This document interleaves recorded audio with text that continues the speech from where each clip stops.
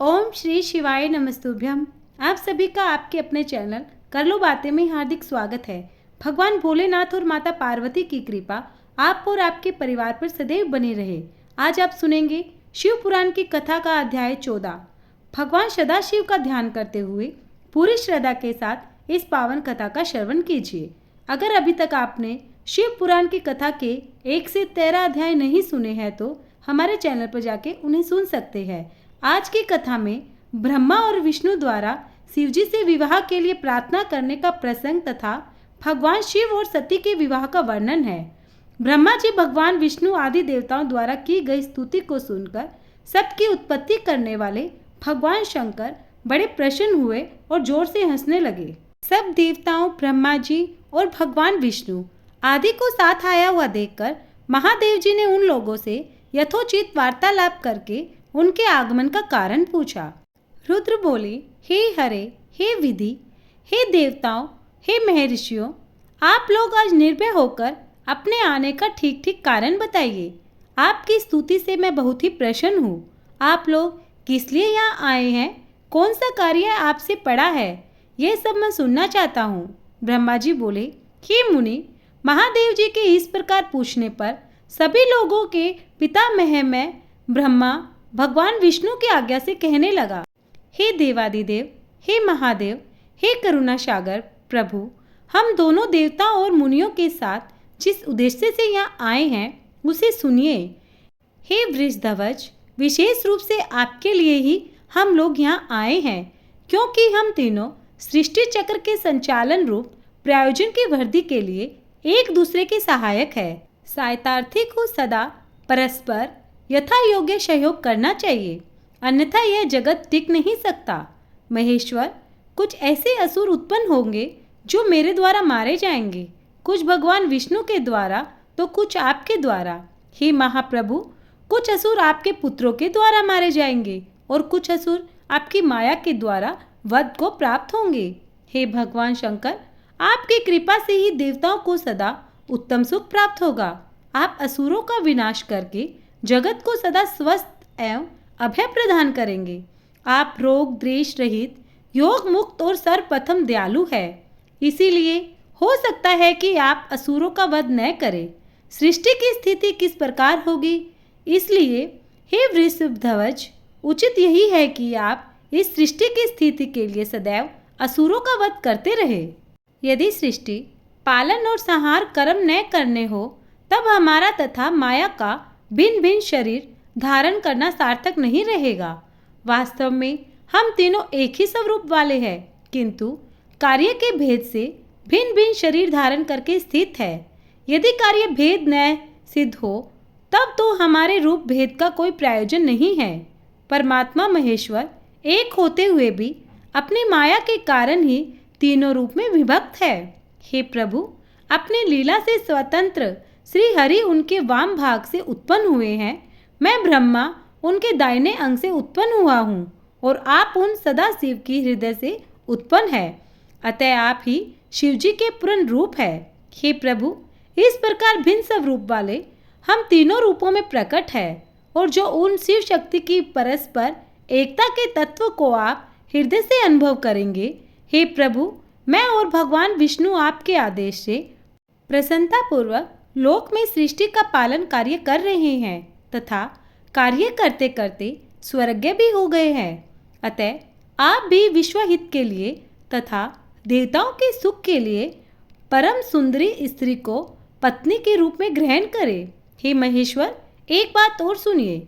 मुझे पहले के वृत्तांत का स्मरण हो आया है, जिसे पूर्व कल्प में आपने ही शिव स्वरूप से हमारे सामने कहा था। हे ब्रह्मा, मेरा ऐसा उत्तम रूप आपके अंग से प्रकट होगा जो लोक में रुद्र नाम से प्रसिद्ध होगा। आप ब्रह्मा सृष्टिकर्ता होंगे, श्री हरि जगत का पालन करने वाले होंगे और मैं सगुण रुद्र रूप होकर संहार करने वाला होऊंगा। मैं एक स्त्री के साथ विवाह करके लोक का उत्तम कार्य करूंगा। आदेश है कि मैं सृष्टि करूं, श्री हरि पालन करे और आप स्वयं संहार के हेतु बनकर प्रकट हो। तो आप साक्षात शिव की संहारकर्ता के रूप में प्रकट हुए हैं। आपके बिना हम दोनों अपना अपना कार्य करने में समर्थ नहीं हैं। अतः आप लोकहित के कार्य में तत्पर होकर एक कामिनी को स्वीकार करे। हे शंभु, जैसे लक्ष्मी भगवान विष्णु की ओर सावित्री मेरी सहधर्मिणी है, उसी प्रकार आप इस समय अपनी सहचारिणी का ग्रहण करें। ब्रह्मा जी बोले, मेरी यह बात सुनकर मुस्कान युक्त मुखमंडल वाले त्रिलोकेश हर्षपूर्वक श्री हरि के सामने मुझे देखने लगे। ईश्वर बोले, हे ब्रह्मा, हे विष्णु, आप दोनों मुझे सदा ही अत्यंत प्रिय है। आप दोनों को देखकर मुझे बड़ा आनंद मिलता है। आप लोग समस्त देवताओं में श्रेष्ठ और त्रिलोकी के स्वामी हैं। लोकहित के कार्य में लगे रहने वाले आप दोनों का वचन अत्यंत गौरवपूर्ण है। किंतु हे सर्वश्रेष्ठ, गणों में सदा तपस्या में संलग्न रहकर संसार से विरक्त रहने वाले और योगी के रूप में प्रसिद्ध मेरे लिए विवाह करना उचित नहीं है। जो निवृत्ति के सुंदर मार्ग पर स्थित अपनी आत्मा में ही रमन रहने वाला निरंजन अवधूत ज्ञानी आत्मदर्शी और कामना से शून्य है, विकार रहित है, वे योगी सदा पवित्र और मंगलकारी है। इस संसार में कामिनी से क्या प्रयोजन है, यह इस समय मुझे बताइए। मुझे तो सदा केवल योग में लगे रहने पर ही आनंद आता है। ज्ञानहीन पुरुष ही भोग को अधिक महत्व देते हैं। संसार में विवाह करना बहुत बड़ा बंधन समझना चाहिए। इसीलिए मैं सत्य सत्य कहता हूँ, उससे मेरी अभिरुचि नहीं है। आत्मा ही अपना उत्तम अर्थ और स्वार्थ है। उसका भली भांति चिंतन करने के कारण स्वार्थ में मेरी प्रवृत्ति नहीं होती। तथापि अपने जगत के हित के लिए हित कर जो कुछ कहा है उसे मैं करूँगा। आपके वचन को गृष्ट मानकर अथवा अपनी कही हुई बात को पूर्ण करने के लिए मैं विवाह अवश्य करूँगा, क्योंकि मैं सदा अपने भक्तों के अधीन हूँ। हे हरि, हे ब्रह्मा, हे विष्णु, मैं जैसी नारी को प्रिय पत्नी के रूप में ग्रहण करूँगा और जिस शर्त के साथ करूँगा उसे सुनो। जो नारी मेरे तेज को विभागपूर्वक ग्रहण करने में समर्थ हो, ऐसी योगिनी तथा काम रूपिणी स्त्री को मेरी पत्नी बनाने के लिए बताइए। जब मैं योग में तत्पर रहूं, तब उसे भी योगिनी बनकर रहना होगा। जब मैं काम सक्त होऊं, तब उसे भी कामिनी के रूप में रहना होगा। वेद वेदा विद्वान जिनके अविनाशी बताते हैं, उन ज्योति स्वरूप सनातन शिव तत्व का मैं सदा चिंतन करता हूँ। जब मैं उनमें लगा हूँ, तब उसे कामिनी के साथ समागम कर सकता हूँ। जो मेरे शिव चिंतन में विघ्न डालेगी, वे दुर्भाग्यवती स्त्री मेरी भोगिनी नहीं बने। हे ब्रह्मा, हे विष्णु, मैं और तुम तीनों ही उस भाग्यशाली ब्रह्मा स्वरूप शिवजी के अंशभूत है।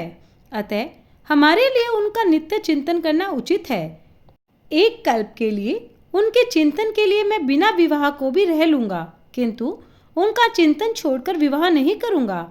अतः आप लोग मुझे इस प्रकार की पत्नी बताइए जो सदा मेरे कर्म के अनुकूल चल सके। हे ब्रह्मा, उसमें मेरी एक शर्त है, उसे आप सुने। यदि उस स्त्री का मुझ में और मेरे वचनों पर विश्वास नहीं होगा तो मैं उसे त्याग दूंगा। ब्रह्मा जी बोले, उन रुद्र की बात सुनकर मैंने और श्री विष्णु ने मन मुस्कान के साथ मन ही मन प्रसन्नता का अनुभव किया। फिर मैंने विनम्र होकर यह कहा, हे नाथ, हे महेश्वर, हे प्रभु, आपने जिस प्रकार की स्त्री का निर्देश दिया है, वैसी स्त्री के विषय में मैं आपको प्रसन्नता पूर्वक बता रहा हूँ। वह उमा जगत की कार्य सिद्धि के लिए भिन्न भिन्न रूप में प्रकट हुई है। हे प्रभु, सरस्वती और लक्ष्मी, ये दो रूप धारण करके वे पहले भी प्रकट हो चुकी है। महालक्ष्मी तो विष्णु की कांता तथा सरस्वती मेरी कांता हुई है। लोकहित का कार्य करने की इच्छा वाली वे हमारे लिए तीसरा रूप धारण करके प्रकट हुई है। हे प्रभु, वे सती नाम से दक्ष पुत्री के रूप में अवतीर्ण हुई है। वे ही आपकी ऐसी भार्या हो सकती है जो सदा आपके लिए हितकारिणी होगी। हे दिवेश, वर्त में स्थित होकर वे आपके लिए तप कर रही है। सती आपको पति रूप में प्राप्त करने की इच्छुक है। हे महेश्वर, उन सती के ऊपर आप कृपा कीजिए, उन्हें वर प्रदान करने के लिए जाइए और ऐसा वर देकर उनके साथ विवाह कीजिए। हे शंकर, भगवान विष्णु की, मेरी और सभी देवताओं की भी यही इच्छा है। आप अपनी शुभ दृष्टि से हमारी इच्छा को पूर्ण कीजिए, जिससे हम इस उत्सव को आनंद पूर्वक देख सके। ऐसा होने से तीनों लोकों में सुख देने वाला और मंगल होगा। तथा सबकी समस्त चिंताएं मिट जाएगी, इसमें संशय नहीं है। मेरी बात पूरी होने पर अच्युत मधुसूदन लीला से रूप धारण करने वाले भक्त वत्सल ईशान से कहने लगे। विष्णु जी बोले, हे देवादिदेव, हे महादेव, हे करुणाकर, हे शंभु, ब्रह्मा जी ने जो कुछ कहा है उसे मेरे द्वारा कहा गया ही समझिए, इसमें किसी प्रकार का संदेह नहीं है। हे महेश्वर, मेरे ऊपर कृपा करके ऐसा कीजिए, उनसे विवाह कर इस त्रिलोकी को अपनी कृपा दृष्टि से सनात कीजिए। ब्रह्मा जी बोले। यह कहकर उत्तम बुद्धि वाले भगवान विष्णु चुप हो गए। तब भक्तवत्सल भगवान शिव जी ने हंसकर तथा उनसे आज्ञा प्राप्त कर पत्नियों सहित हम दोनों मुनियों तथा देवताओं के साथ अपने अपने अभीष्ट स्थान को अत्यंत प्रसन्नता के साथ चले गए। इस प्रकार मैंने सभी देवताओं के द्वारा की गई शिव जी की उत्तम स्तुति को आपसे कह दिया है। मुनि, सती ने जिस प्रकार शिव जी से वर प्राप्त किया उसे अब मैं आपको सुनाता हूँ। सती ने अश्विनी मास के शुक्ल पक्ष की अष्टमी तिथि को उपवास करके भक्ति पूर्वक सर्वेश्वर शिव जी का पूजन किया। इस प्रकार नंदाव्रत के पूर्ण हो जाने पर नवीं तिथि का कुछ भाग शेष रह गया था। उस समय ध्यान में निमग्न उन सती के सामने शिव भगवान प्रकट हो गए। वे सर्वांग सुंदर तथा गौर वर्ण के थे। उनकी 5 मूर्तियां और प्रत्येक मुख में 3-3 नेत्र थे। पाल देश में चंद्रमा शोभा पा रहा था। उनका चित्त प्रसन्न था। उनका कंठ नीला था। उनकी 10 भुजाएं थी। उन्होंने हाथों में त्रिशूल, ब्रह्मापाल तथा अभय मुद्रा धारण कर रखी थी। भस्ममय अंगराग से उनका सिर उदासित हो रहा था। उनके मस्तक पर गंगा जी शोभा बढ़ा रही थी तथा उनके सभी अंग मनोहर थे। वे परम सौंदर्य के धाम थे। उनका मुख करोड़ों चंद्रमाओं के समान प्रकाशमान था। उनकी कांति करोड़ों कामदेवों के समान थी और उनकी आकृति स्त्रियों को प्रिय लगने वाली थी।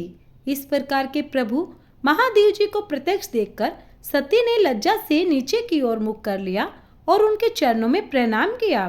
तपस्या का फल प्रदान करने वाले महादेव जी उत्तम वर धारण करने वाली सती को पत्नी के रूप में प्राप्त करने की इच्छा रखते हुए भी उनसे कहने लगे, मैं वर प्रदान करूंगा।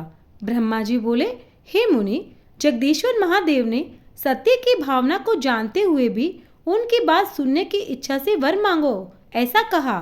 वे लज्जा के वश में हो गई और जो उनके मन में था उसे कह न सकी।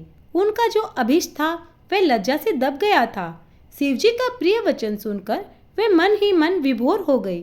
ऐसे जानकर भक्त वत्सल शंकर जी अत्यंत हर्षित हो गए। सत्पुरुषों की शरण स्वरूप तथा अंतर्यामी शिव जी सती की भक्ति के वशीभूत होकर वर मांगो ऐसा शीघ्रता पूर्वक बार बार कहने लगे। उस समय सती ने अपनी लज्जा को रोककर शिव जी से कहा, हे प्रभु, आप कभी न टलने वाला अभीष्ट वर प्रदान करें। शिव जी ने अनुभव किया कि सती अपनी बात पूरी नहीं कर पा रही है, तो उन्होंने स्वयं ही कहा, हे देवी, तुम मेरी पत्नी बनो। अभीष्ट फल को प्रकट करने वाले शिव जी के वचनों को सुनकर और अपना मनोरथ प्राप्त करके सती प्रसन्न होकर चुपचाप खड़ी रही। इस समय शिव जी के सामने मंद मंद मुस्कुराती हुई कामना को बढ़ाने वाले अपने हाव भाव प्रकट करने लगी। तदंतर दक्ष कन्या सती अत्यंत प्रसन्न होकर दोनों हाथों को जोड़कर भक्त वत्सल भगवान शिव जी से विनम्रता पूर्वक कहने लगी। सती बोली, हे देवदेव, हे महादेव, हे प्रभु, हे जगतपति, आप मेरे पिता की सहमति से वैवाहिक विधि द्वारा मुझे ग्रहण कीजिए। ब्रह्मा जी बोले, हे नारद, इस प्रकार सती की बात सुनकर भक्त वत्सल महादेव जी ने प्रेम पूर्वक उनकी ओर देखकर यह वचन कहा, ऐसा ही होगा। तब दक्ष कन्या सती भी उन शिव जी को प्रणाम करके भक्ति पूर्वक विदा मांगकर और पुनः उनकी आज्ञा प्राप्त करके मोह और आनंद से युक्त होकर अपनी माता के पास चली गई। शिव जी भी हिमालय की शिखर पर अपने आश्रम में प्रवेश कर गए। दक्ष कन्या सती के वियोग के कारण बड़ी कठिनाई से ध्यान में तत्पर हो सके। देवश्री मन को एकाग्र करके लौकिक गति का आश्रय लेकर विश्वधर शंकर ने मन ही मन मेरा स्मरण किया। तब त्रिशूलधारी महेश्वर के स्मरण करने पर उनकी सिद्धि से प्रेरित होकर मैं शीघ्र ही उनके समीप पहुंचा और शीतल हिमालय की शिखर पर जहाँ सती के वियोग जनित दुख का अनुभव करने वाले महादेव जी विद्यमान थे, वहां मैं सरस्वती सहित उपस्थित हो गया। हे देवर्षि, चतुर्मुख सरस्वती सहित मुझ ब्रह्मा को देखकर सती के प्रेम में बंधे हुए शिव जी उत्साहपूर्वक कहने लगे। शंभु बोले, हे ब्रह्मा, जब से विवाह के कार्य में सर्वात बुद्धि कर बैठा हूँ, तब से अब मुझे इस स्वार्थ में ही स्वाद सा प्रतीत होता है। दक्ष कन्या सती ने मुझे बड़े भक्ति भाव से आराधना की है और मैंने नंदावर्त के प्रभाव से उसे अभीष्ट वर दे दिया है। हे ब्रह्मा, उस सती ने मुझे यह वर मांगा है कि आप मेरे पति होइए। तब सर्वथा संतुष्ट होकर मैंने भी कह दिया, तुम मेरी पत्नी हो। तदंतर उस सती ने मुझसे कहा, हे जगतपति, मेरे पिता को सूचित करके वैवाहिक विधि का पालन करते हुए मुझे ग्रहण कीजिए। हे ब्रह्मा, उसकी भक्ति से संतुष्ट होकर मैंने उसे भी स्वीकार कर लिया है। विधि इस प्रकार व्रत प्राप्त कर सती अपनी माता के पास चली गई और मैं यहाँ चला आया। इसीलिए हे ब्रह्मा, आप मेरी आज्ञा से दक्ष के घर जाइए। दक्ष प्रजापति जिस प्रकार मुझे शीघ्र अपनी कन्या प्रदान करे, उसी प्रकार उनसे कहिए। जिस प्रकार मेरा सती वियोग समाप्त हो, वैसा उपाय आप कीजिए। आप सभी प्रकार की विधाओं में निपुण हैं, अतः यह आपके लिए उचित है। दक्ष प्रजापति को समझाइए। यह कहकर वे शिवजी मुझ ब्रह्मा के समीप स्थित सरस्वती को देखकर शीघ्र ही सती के वियोग के वशीभूत हो गए। उनकी आज्ञा पाकर मैं कृत्य और प्रसन्न हुआ तथा उन भक्तवत्सल जगतपति से कहने लगा, भगवान, हे शंभु, आपने जो कहा है उस पर भली भांति विचार करके हम लोगों ने पहले भी उसे सुनिश्चित कर दिया है। हे वृषभध्वज, इसमें देवताओं का और मेरा भी मुख्य स्वार्थ है। दक्ष प्रजापति स्वयं ही आपको अपनी पुत्री प्रदान करेंगे और मैं भी उनके समक्ष आपका वचन कह दूंगा। हे नारद, सर्वेश्वर प्रभु महादेव जी से इस प्रकार कहकर मैं अत्यंत हर्षित होकर रथ से दक्ष के घर जाने लगा। नारद जी बोले, हे प्रजापति, हे महाभाग, हे वक्ताओं में श्रेष्ठ, तपस्या के पश्चात घर लौटकर आई हुई सती ने पति के लिए क्या किया? ब्रह्मा जी बोले, तपस्या करके मनोभिलषित वर प्राप्त कर तथा घर जाकर सती ने माता पिता को प्रणाम किया। तत्पश्चात सती ने अपनी सखी के द्वारा माता पिता से यह सर्व वृत्तांत कहलवाया। जिस प्रकार उनकी भक्ति से प्रसन्न हुए महेश्वर ने उन्हें वर की प्राप्ति हुई थी। सखी के मुख से सर्व वृत्तांत सुनकर माता पिता को बड़ा आनंद हुआ। उन्होंने महान उत्सव मनाया। उदारचित दक्ष और महामत्स्य वर्णी ब्राह्मणों को उनकी इच्छा के अनुसार धन दिया और अंधों तथा अन्य लोगों को भी धन बांटा। प्रीति बढ़ाने वाली अपनी उस पुत्री को हृदय से लगाकर विरहिणी माता ने बार बार उसकी प्रशंसा की। कुछ समय बीतने पर धर्मज्ञों में श्रेष्ठ दक्ष इस चिंता में पड़ गए कि मैं अपनी इस पुत्री को शंकर को किस प्रकार प्रदान करूं। महादेव जी प्रसन्न होकर मेरी पुत्री को वर देने के लिए आए थे, किंतु वे चले गए। अब मेरी पुत्री के लिए वे पुनः कैसे आएंगे? यदि मैं किसी को उनके पास शीघ्र भेजूं तो यह भी उचित नहीं है, क्योंकि यदि वे पुत्री को स्वीकार न करें तो मेरी याचना निसफल हो जाएगी। अथवा मैं स्वयं उनका पूजन अर्चन करूं, जिससे कि वे मेरी पुत्री की भक्ति से प्रसन्न होकर स्वयं इसे ग्रहण कर इसे पति बने।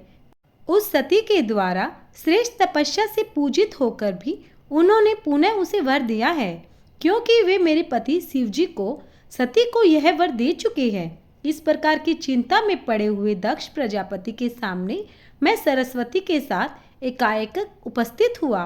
मुझे अपने पिता को देखकर सती ने प्रणाम किया और दक्षिणी भाग में खड़ी हुई उन्होंने मुझ ब्रह्मा को यथोचित आसन दिया।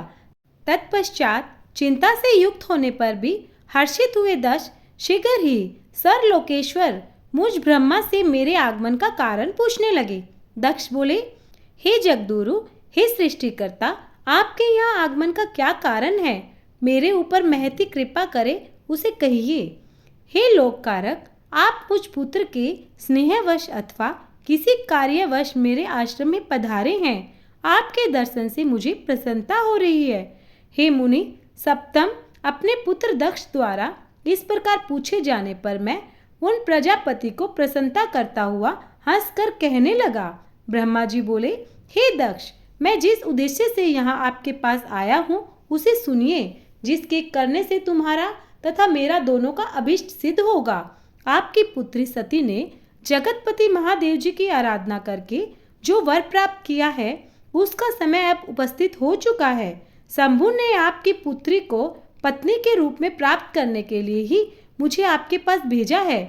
अब आपके लिए जो कल्याणकारी कार्य है उसे कीजिए। इस प्रकार सती ने अनेक प्रकार के भाव तथा सात्विकता पूर्वक व्रत के द्वारा शिव जी की आराधना की थी।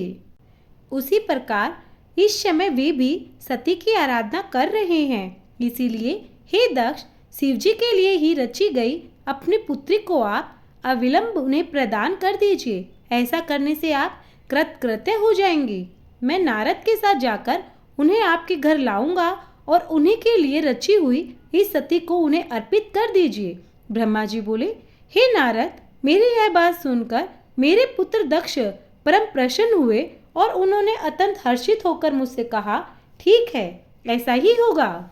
उसके बाद हे मुनि, मैं अत्यंत हर्षित होकर वहां गया तथा लोक कल्याण में तत्पर रहने वाले शिव जी उत्सुक होकर बैठे थे।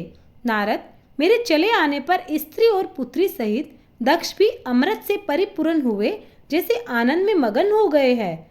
नारद जी बोले, जब आप भगवान रुद्र के पास गए तब क्या चरित्र हुआ? दक्ष ने कौन कौन सी बात कही और शिव जी ने स्वयं क्या किया?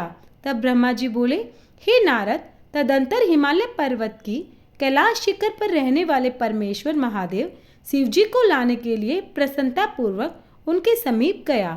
ऋषभ ध्वज शिव जी मुझे लोककर्ता को आते हुए देखकर अपने मन में सती के प्राप्ति के विषय में बार बार संशय करने लगे। तत्पश्चात शिव जी प्रीतिपूर्वक अपनी लीला से और सती की भक्ति से लोक गति का आश्रय लेकर सामान्य मनुष्य के समान मुझे शीघ्र कहने लगे। ईश्वर बोले, हे सूरश्रेष्ठ, आपकी पुत्री दक्ष प्रजापति ने सती को मुझे प्रदान करने के विषय में क्या किया, आप मुझे कहिए। ब्रह्मा जी बोले, सती के लिए मेरे पुत्र दक्ष ने जो बात कही है उसे सुनिए और जिस कार्य में मन कर रहे हैं उसे सिद्ध हुआ समझिए। दक्ष ने मुझे कहा, हे ब्रह्मा, मैं अपनी पुत्री भगवान शिव के हाथों में ही दूंगा, क्योंकि उन्हीं के लिए यह उत्पन्न हुई है। यह कार्य मुझे स्वयं अभिष्ट है। फिर आपके कहने से इसका महत्व और बढ़ गया है। मेरी पुत्री ने स्वयं इसी उद्देश्य से भगवान शिव की पूजा की थी। इस समय शिव जी भी इसी विषय में पूछताछ कर रहे हैं, इसीलिए मुझे अपनी कन्या शिव जी के हाथ में अवश्य देनी है। हे विधि शंकर, तुम लगन और सुंदर मुहूर्त में मेरे यहाँ पधारे, जिससे मैं उन्हें भिक्षा रूप में अपनी कन्या प्रदान करूं। हे वृषभ ध्वज, दक्ष ने मुझे ऐसी बात कही, अतः आप शुभ मुहूर्त में उनके घर चलिए और सती को ले आइए। हे जगत की रचना करने वाले, हे ब्रह्मा, मैं आपके और नारद के साथ ही दक्ष के घर चलूंगा। अतः आप नारद का स्मरण करें और अपने मरीचित आदि मानस पुत्रों का भी स्मरण करें। हे विधि, मैं अपने गण सहित उन सबके साथ दक्ष के घर चलूंगा। तब ब्रह्मा जी बोले, हे नारद, लोकाचार के निर्वाह में लगी हुई भगवान शिव जी की इस प्रकार आज्ञा देने पर मैंने आप नारद और मरीचि आदि पुत्रों का स्मरण किया। तब मेरे स्मरण करते ही आपके साथ मेरे सभी मानस पुत्र प्रसन्न होकर आदर पूर्वक शीघ्र ही वहां उपस्थित हो गए। भगवान रुद्र के स्मरण करने पर शिव भक्तों में श्रेष्ठ वे विष्णु भी अपने सैनिकों तथा कमला लक्ष्मी के साथ गरुड़ पर आरूढ़ होकर तुरंत ही वहां आ गए। तदंतर चैत शुक्ल पक्ष त्रयोदशी रविवार को पूर्व फाल्गुनी नक्षत्र में उन्हें महेश्वर ने विवाह के लिए यात्रा की। ब्रह्मा विष्णु आदि सभी देवता और ऋषियों के साथ मार्ग में चलते हुए भी शिवजी बहुत शोभा पा रहे थे।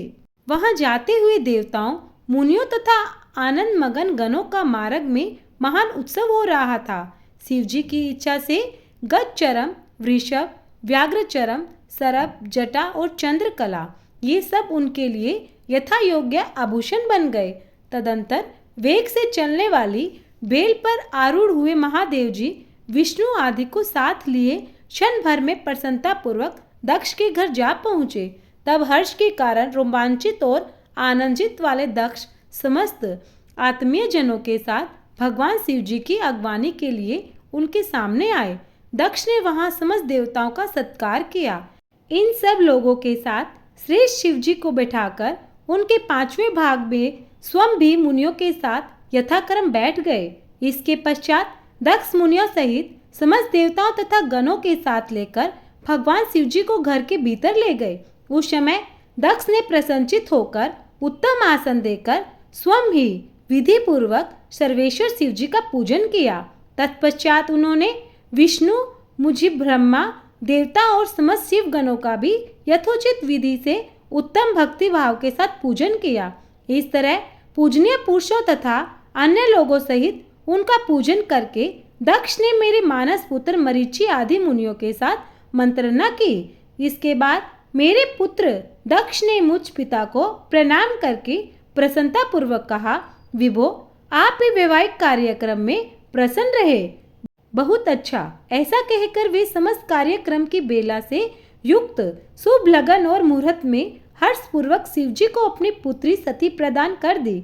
ओम शिवजी ने भी उस समय हर्षित होकर सुंदर दक्ष पुत्री का वैवाहिक विधि से परिग्रहण किया। उस समय मैंने श्री हरि विष्णु ने, आप नारद ने, अन्य मुनियों ने, देवताओं ने और प्रमुख गणों ने भगवान शिव जी को प्रणाम किया और अनेक प्रकार की स्तुतियों द्वारा उन्हें संतुष्ट किया। उस समय नाच गाने के साथ महान उत्सव हुआ। समस्त देवताओं तथा मुनिगण परम आनंदित हुए। इस प्रकार मेरे पुत्र दक्ष ने शिव जी को पुत्री प्रदान करके कृतार्थ हो गए। शिव और शक्ति प्रसन्न हुए तथा सब कुछ मंगलमय हो गया। हे नारद, इस प्रकार कन्यादान कर दक्ष ने भगवान शंकर को अनेक प्रकार के उपहार दिए और ब्राह्मणों को भी बहुत सावधानी से दान दिया। उसके बाद लक्ष्मीपति सहित भगवान विष्णु शंभु के पास जाकर हाथ जोड़कर खड़े होकर कहने लगे।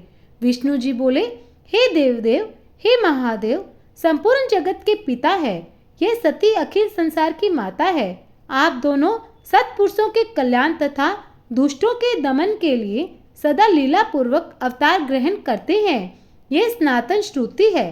हे हरि, आपकी लीला अनंत के समान शोभा वाली सती के साथ इस प्रकार शोभा पा रही है जैसे मैं उसके विपरीत लक्ष्मी के साथ शोभा पा रहा हूँ।